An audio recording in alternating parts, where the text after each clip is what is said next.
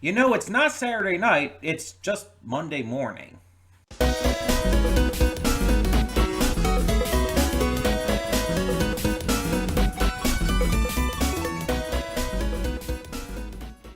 Hey everyone, welcome to Princess Gay. I'm your host Connie, and today we are here with my blind reaction to some SNL skits. We've done SNL on the channel before, and they were, donation rewards for Isabella, and they continue to be today. So we have two this time. We have the Palin endorsement cold open, as well as Totino's. That's what it's called. It's called Totino's. So Palin endorsement. This is Sarah Palin, obviously played by Tina Fey, endorsing Donald Trump for president, and this came out in 2016. Obviously, the first run for president for him. So that should be fun. Saturday Night Live is known for taking the piss at politicians, and it's going to be interesting to see what they do with this. Because they've made fun of Sarah Palin, Donald Trump plenty, so I'm very curious as to what exactly they're going to say here.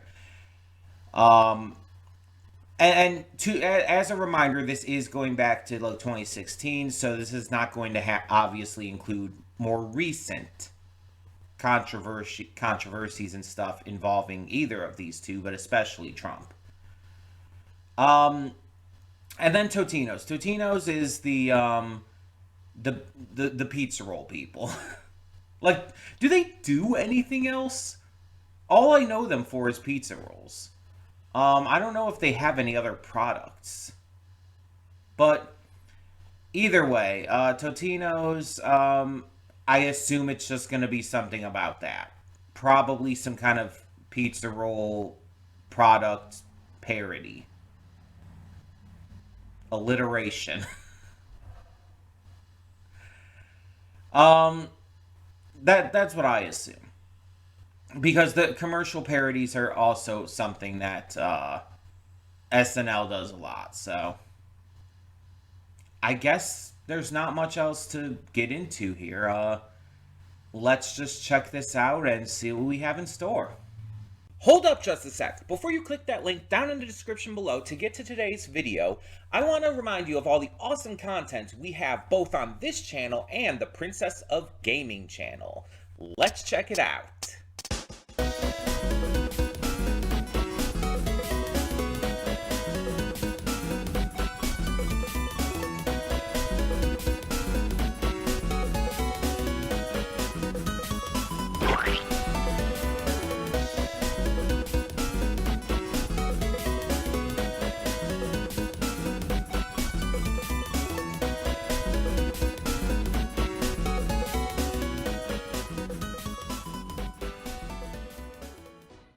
And we are back, and we will begin with spoilers in 3, 2, 1, now.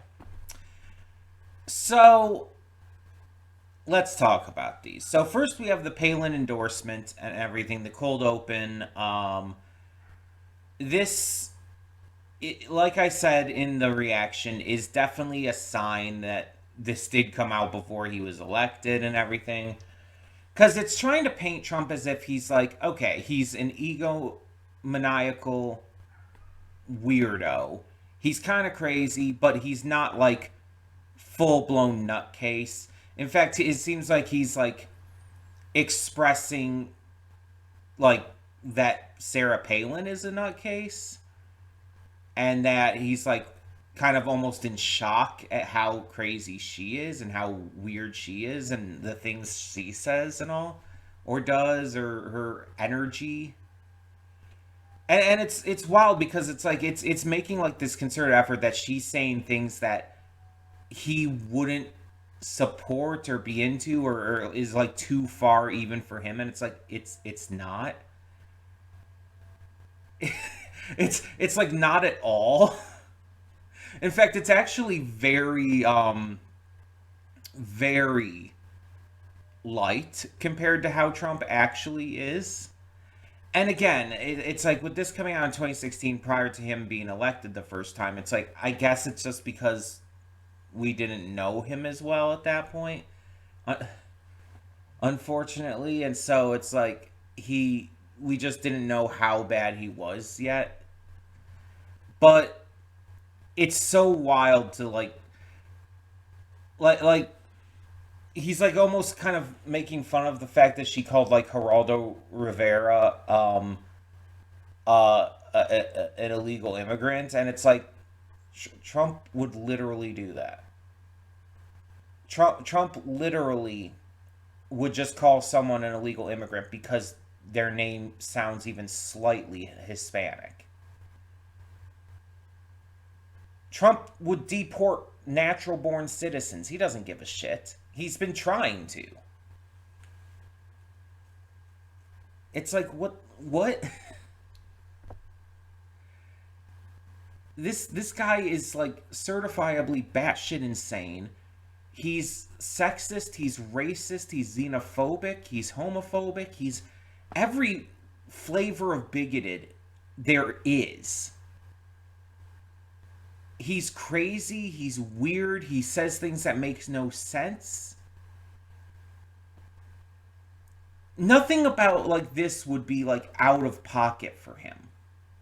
Nothing about like how Tina Fey was portraying Sarah Palin here would be weird to see at a Trump rally.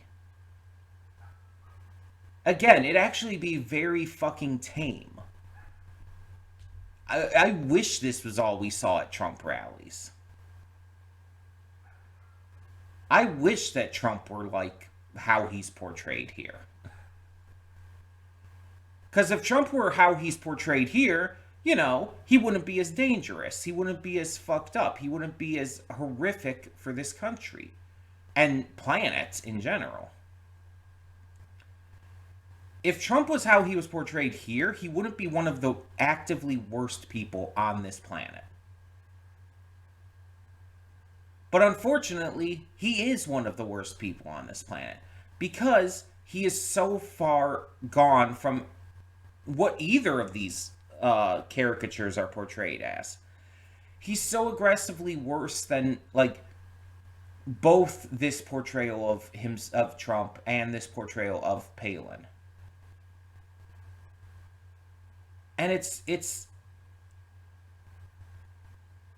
really fucked that we have to live in a world where a two-time president now, we can say that about him. That we can say that a two-time president we've had is one of the worst people this world has seen in a long time.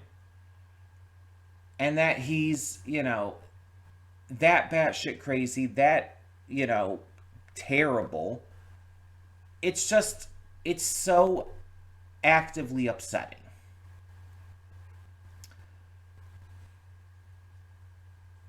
Like I said, we wish he were like what this shows.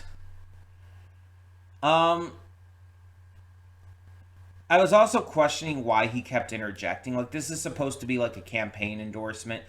I know that's, I understand, I think the joke is because in like debates and everything, Trump would always do that. He would always like interrupt people while talking and stuff. I think that's what it's maybe going for.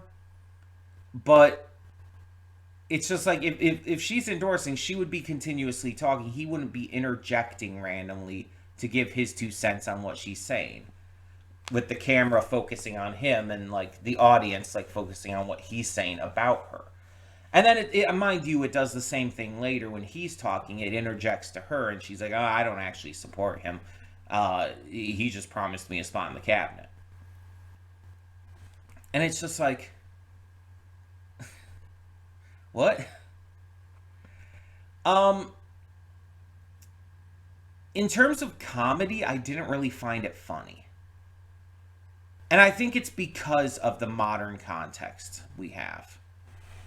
This is one of those occasions where it's like looking back on some of these old SNL skits, like political wise, it's like you realize that like we had it good when we thought Trump was just, kind of a dick. We had it good before we knew how terrible and evil he actually is. It's not funny. It's sad because of how we've come to know him at this point. Because we know that this was, basically an early warning sign for how bad he would end up being.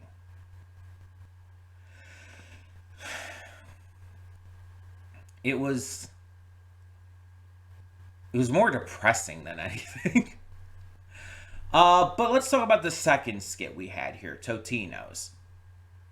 So this one was pretty standard at first, but then it got like insanely better out of nowhere. So it starts off as basically like a Totino's pizza roll ad kind of parody here. We have this woman talking about making Totino's for her hungry guys for the big game. It's the Super Bowl. It's you get the gist. You see Larry David, Jay Farrow, all these others like Pete Davidson, all like watching the game and cheering it on, and it starts to become apparent pretty quickly. They're just repeating the same lines over and over, and you think that's kind of the joke, that the repetitiveness of a football game from the eyes of someone who isn't into football. It's like, oh, she's just there to, be a stereotypical housewife, I guess. There's issues with that, but, you know, a lot of advertisements, unfortunately, are like that. But she's clearly someone who doesn't understand, like, football and the Super Bowl and all. So it's like you're thinking it's from her perspective. Like, oh, these guys are just repeating the same thing. Oh, fumble, yay, goal, that kind of thing over and over again because that's how she views it. Just this repetitive back and forth. But then it pans over to them and it shows they're not watching anything. It's like, wait, what? And it suddenly becomes a horror movie. And it ends off like being an X-Files joke, like advertising that instead. Which, like, I think the Super Bowl has had that where it's like two different people have like done a kind of duo. Or not people, but you know what I mean. Two different companies have done a duo advertisement like that before. Doritos and Mountain Dew, I know, have. But yeah, it's like that's just the serious like tone it got, her freaking out and like grabbing the scissors, them turning around with the blackened eyes, and it's like, oh. I was joking when I said this was like an episode of Black Mirror, but no, I think it is. um okay. That was good. That was really good. And it's not even that it was funny. Cuz weirdly enough, I wouldn't consider this one funny either, just like the first one, but for different reasons. The first one wasn't funny because it was more sad and upsetting because of the state of the Trump presidencies. This one isn't funny because it's actually kind of legit scary. Like it's not like really really scary or anything, but it's like legit freaky. The tones change, the way the music turns, her like kind of almost genuine fear, and then like when they turn and it does reveal they have the black eyes and everything, it's like, oh, this is actually interesting. It wasn't funny though. Like even before that, even when it's like again the repetitive nature of it, it's like I didn't really find it funny per se. It wasn't like boring. It was entertaining. I got the joke, but I wouldn't say it was funny. And then it just turned into again a horror show, and it's just I'm not like I don't find it funny, but I'm entertained beyond belief. I'm like just enjoying the shit out of this because I love horror. I really enjoy horror, and it's like Yeah, it's like that sudden switch. It's like that tickled a part of my brain that like I really liked. um that was fun. That was really good. And they all sold it very well. Jay Farrow, Pete Davidson, Larry David, especially. Like they all sold like the kind of brainless, mind rot zombification shit that was going on. And I mean, these are pretty comedic people. Like Pete Davidson has been on SNL a lot. And this is old as well. This is from 2016 as well. But Pete Davidson's been on SNL a lot. Larry David's been on SNL a lot. They're both very comedic people. Jay Farrow, I think, is a mainstay. And the others, it says here Kyle Mooney, John Rudnitsky, and Beck Bennett are the others. Beck Bennett's name sounds familiar, but the others, no clue. Of course, I could also just be conflating Beck Bennett with Jeff Bennett. So I might not even really know him that much. They're probably, they were probably regulars on SNL during this time, I would wager. But yeah, I know three of them at least. I recognized Larry David and Pete Davidson right away. I didn't recognize Jay Farrow instantly, but I was watching this. I'm like thinking like I know him. Who is he? And when I like finished it and I did look at the description because it shows the entire cast in the description. I'm like, oh yeah, that is Jay Farrow. Why did I not recognize him? That happens sometimes where it's like, oh, you recognize an actor or whatnot, but you just can't place it and you don't know why. It happens. Excuse me. But yeah, that was fun. That one was definitely the better of the two. Um, of course, that's also just my shit. So I love the horror kind of stuff. So of course I was going to like that more. But yeah, this was a very very divergent set. Both of these were very different from each other, and they definitely offered some interesting perspectives to think about, which I feel is like a big goal of Saturday Night Live. It's not just comedy and everything. They do want you to think about this stuff because I know there's a lot of people who like in recent years have been bitching about, oh, Saturday Night Live's gone woke. Saturday Night Live is leaning too far left. It's like, bitch, Saturday Night Live has always been left. Like this is not new. It's like they've always been super leftist. The, what? And they make fun of the left as well. They've made fun of the likes of Bernie Sanders and whatnot. Hell, the left themselves have made fun of Bernie Sanders. I love Bernie Sanders and I've made fun of Bernie Sanders. Like, seriously, I voted for Bernie Sanders. But, yeah, in the 2016 election, funny enough. I did not vote for him after that because I was just trying to ensure Trump didn't get into office. Didn't end up working this last time, but, Anyway. Anyway. Um, yeah, SNL has always, like, tried to get you to talk about stuff. And yeah, they are left leaning. And so it's like they're going to get you to think about like that kind of stuff especially. And so it's just something you got to kind of deal with. You got to kind of put up with. When you're watching SNL, you're going to see a lot of stuff that's just comedy. But you're also going to see a lot of political stuff. And so as long as you're ready for that and as long as you can handle that, then you should be fine.